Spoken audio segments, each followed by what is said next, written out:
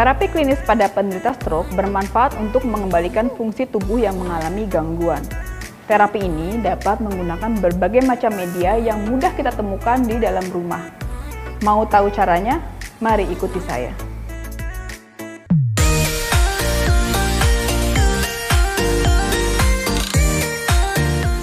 Kali ini, saya akan memberikan beberapa terapi klinis bagi Anda yang sedang merawat orang dengan stroke ataupun sedang mendampingi orang dengan stroke.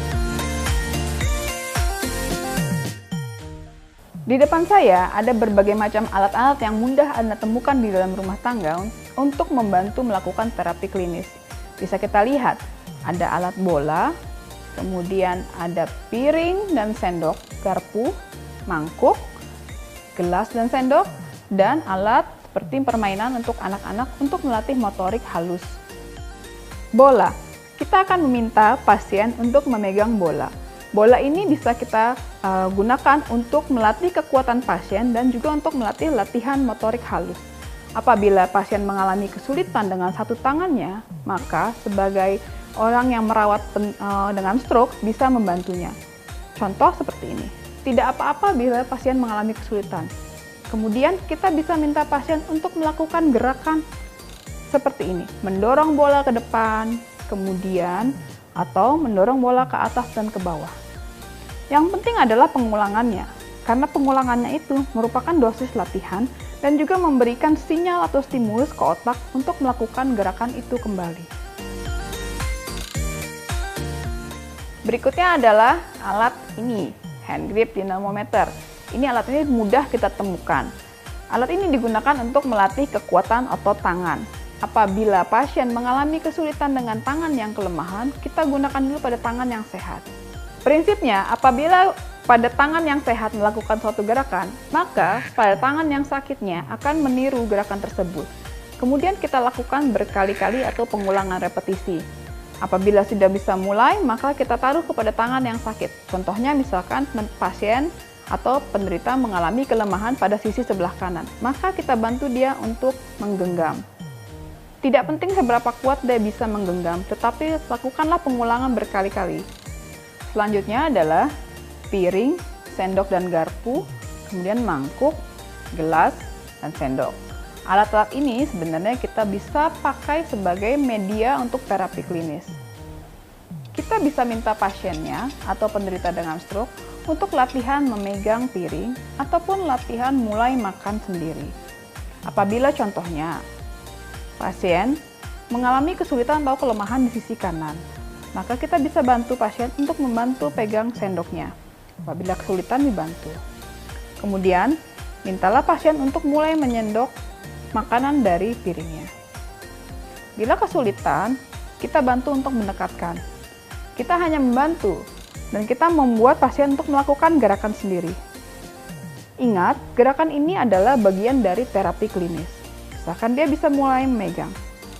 Lakukan gerakan seperti memasukkan makanan ke mulut. Gerakan ini melatih lingkup gerak sendi dan latihan koordinasi antara tangan dan mata. Lakukan gerakan berulang-ulang. Demikian juga dengan sendok ataupun garpu. Kemudian, kita bisa minta untuk pasien mengingat ini adalah benda apa, piring fungsinya untuk apa. Sama dengan piring, mangkuk bisa digunakan juga untuk melatih latihan kekuatan otot, serta latihan lingkup gerak sendi dan latihan koordinasi. Alat yang mudah kita temukan berikutnya adalah gelas. Hati-hati pada pasien yang mengalami kesulitan dalam minum ataupun makan. Sebelumnya, pastikan pasien tidak batuk ataupun tersedak pada saat minum air putih. Gelas ini kita lakukan dengan penyendokan. Kalau jika pasien mau minum, gunakan sendok perlahan-lahan. Pastikan pasiennya tidak mengalami tersedak ataupun perubahan suara. Alat berikutnya yang bisa kita gunakan untuk melatih motorik halus adalah seperti mainan ini. Mainan ataupun pensil dan pulpen dan kertas. Pasien dengan stroke bisa kita minta tanyakan apakah bentuk-bentuk dari mainan ini. Misalkan dia adalah lingkaran, kemudian kita bisa minta pasien untuk menyusun alat-alat ini. Minta pasien perlahan-lahan untuk menyusun kembali sesuai dari besarnya, kemudian menjadi kecil, kemudian ataupun susun berdasarkan warnanya. Terapi ini merupakan bagian dari bentuk terapi kognisi, yaitu membantu pasien untuk mengingat berbagai macam bentuk dalam kehidupan, kemudian berbagai macam warna. Terapi motorik halus berikutnya adalah yang seperti kita lakukan adalah melakukan menulis. Apabila pasien kesulitan dalam menulis, bisa bantu pasien untuk membantu memegang pulpen atau pena. Kemudian bila dia kesulitan, bantu dia untuk memulai garis-garis sederhana. Karena dengan memulai garis sederhana, ini akan kembali mengaktifkan sistem memori di otaknya tentang kemampuan untuk menulis.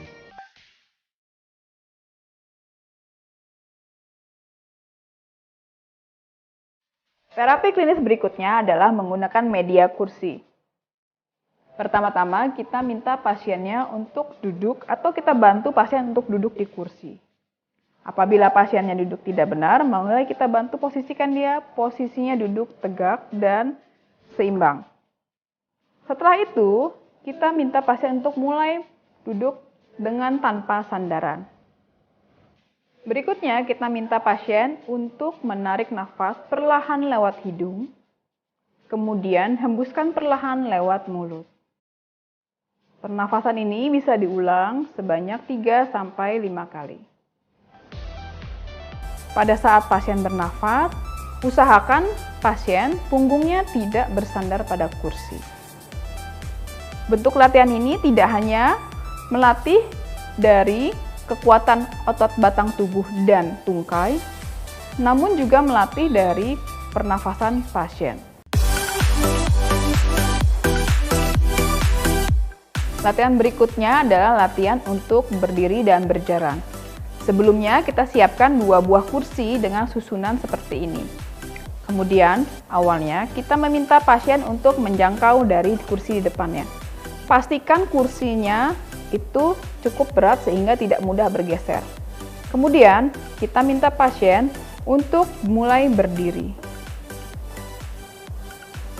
Setelah berdiri, pasien minta untuk berdiri tegak, kemudian buka tungkainya lebar.